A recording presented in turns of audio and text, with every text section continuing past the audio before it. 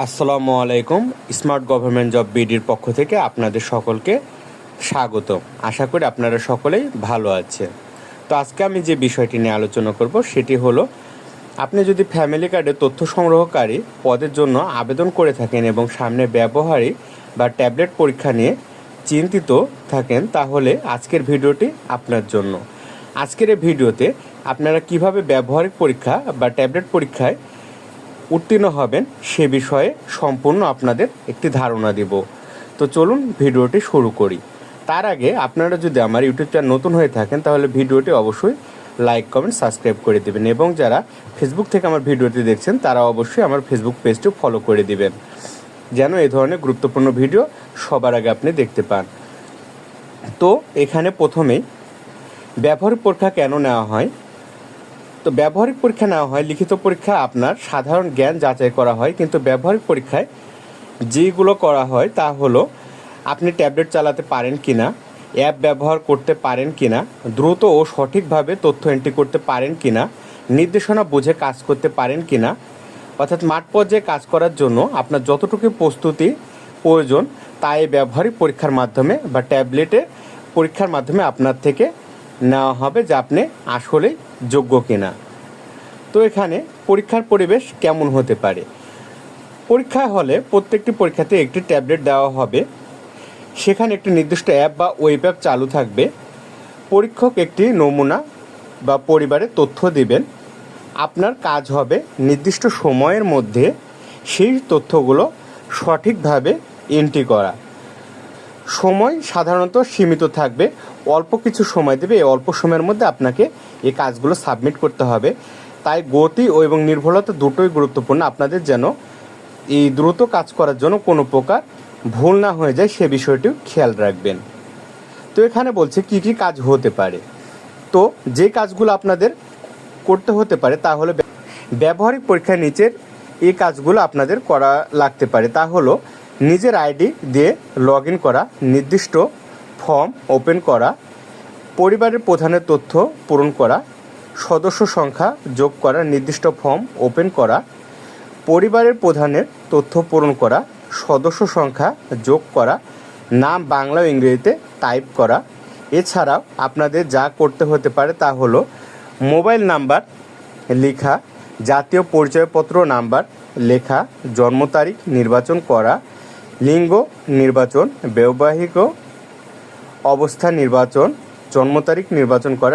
আরও যে কাজগুলো করা লাগতে পারে তা হলো ঠিকানা নির্বাচন, জেলা, উপজেলা, ইউনিয়ন, ওয়ার্ড, গ্রাম। এইগুলো সমস্ত কিছু পূরণ করার পরে সেভ বা সাবমিট করলেই আপনার এই কাজটি সম্পূর্ণ হবে।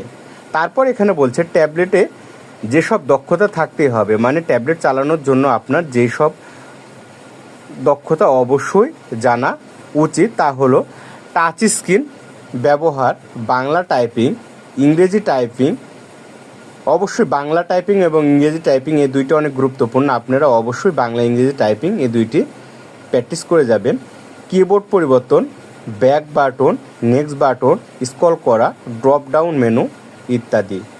আরও যা দক্ষতা থাকতে হতে পারে তা হলো চেক বক্স নির্বাচন, রেডিও বাটন নির্বাচন, ডেটা পিকার ব্যবহার, সেভ, সাবমিট, আবার যদি ভুল বা চেঞ্জ করার প্রয়োজন হয় এডিট। এই কাজগুলো যদি আগে থেকে অনুশীলন করে পরীক্ষায় যান তাহলে অবশ্যই খুব সহজে আপনারা ব্যবহারিক বা ট্যাবলেট পরীক্ষায় উত্তীর্ণ হতে পারবেন। তো আপনারা পরীক্ষায় বা অনেকে যারা ভাইবা দিয়েছে তারা পরীক্ষায় সাধারণত যে ভুলগুলো করছে সেগুলো নিচে তুলে ধরলাম। তা হলো ভুল নাম বানানের নাম লেখা, অনেকে এটি করছে, নিজের বানানের নাম ভুলভাবে লিখে আসছে, মোবাইল নাম্বার ভুল, এনআইডি নাম্বার ভুল, জন্ম তারিখ ভুল, সদস্য সংখ্যা ভুল, তথ্য সেভ না করে বের হয়ে যাওয়া, সাবমিট না করা, নির্দেশনা না পড়ে তাড়াহুড়া করা। তো এই ভুলগুলো যদি করে থাকেন তাহলে অবশ্যই নাম্বার কমে যেতে পারে। তো পরীক্ষার আগে কিভাবে প্রস্তুতি নেবেন। পরীক্ষার আগে আপনাদের প্রস্তুতি নিতে হবে, অবশ্যই আপনারা ট্যাবে বা অ্যান্ড্রয়েডে আপনারা 30 মিনিট করে প্র্যাকটিস করবেন এবং অ্যান্ড্রয়েড ট্যাব ব্যবহার করবেন। এবং সবথেকে যেটি গুরুত্বপূর্ণ তা হলো বাংলা টাইপিং অনুশীলন করবেন। এই বাংলা টাইম এই অনুশীলন অনেক গুরুত্বপূর্ণ। গুগল ফর্ম পূরণ করবেন, যে কোনো সার্ভে ফর্ম পূরণ করবেন, ওয়েব অ্যাপ ব্যবহার করবেন, দ্রুত টাইপিং অভ্যাস করবেন। এখানে আরেকটি আছে, সেটি হলো আপনারা জিপিএসটাও দেখে যাবেন, কারণ অনেক সময় আপনাদের লোকেশন ট্র্যাক করতে বলতে পারে, এর জন্য জিপিএসটা অনেক গুরুত্বপূর্ণ। তো এগুলো করলে পরীক্ষা আত্মবিশ্বাস আপনাদের অনেক গুণ বেড়ে যাবে। তো আপনাদের গুরুত্বপূর্ণ একটি পরামর্শ, সেটি হলো পরীক্ষার দিন সময় মতো উপস্থিত হবেন এবং নির্দেশনা মনোযোগ দিয়ে শুনবেন, শান্তভাবে কাজ করবেন। সাবমিট করার আগে সব তথ্য চেক করে নেবেন, যেন কোনো তথ্য বাদ না পড়ে যায় বা তথ্য ভুল না হয়ে যায়। মনে রাখবেন, দ্রুত কাজ করার পাশাপাশি সঠিক তথ্য দেওয়াই সবচেয়ে গুরুত্বপূর্ণ কাজ। তো এই ছিল আমার গুরুত্বপূর্ণ পরামর্শ।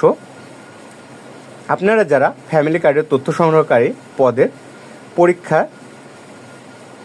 পদের ব্যবহারিক পরীক্ষা বা ট্যাবলেট পরীক্ষা দিতে যাবেন, আশা করি আপনারা খুব ভালোভাবে পরীক্ষা সম্পন্ন করবেন এবং 70+ মার্ক নিয়ে পরীক্ষায় উত্তীর্ণ হবেন।